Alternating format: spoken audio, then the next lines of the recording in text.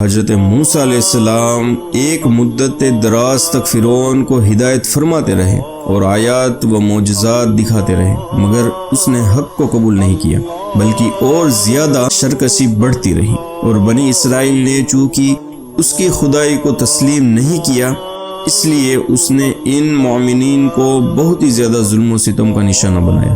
اس دوران میں ایک دم حضرت موسیٰ علیہ السلام پر وحی اتری کہ آپ اپنی قوم بنی اسرائیل کو اپنے ساتھ لے کر رات میں مصر سے ہجرت کر جائیں۔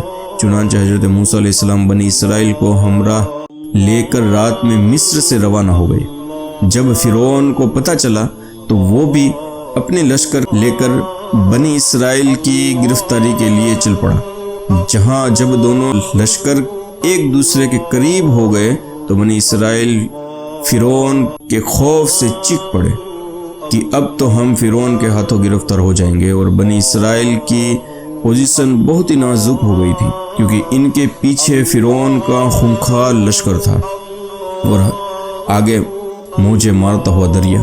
اس پریشانی کے عالم میں حضرت موسیٰ علیہ السلام نے مطمئن تھے اور بنی اسرائیل کو تسلی دے رہے تھے۔ جب دریا کے پاس پہنچ گئے تو اللہ تعالیٰ نے حضرت موسیٰ علیہ السلام کو حکم فرمایا کہ اپنی لاٹھی دریا پر مار دو۔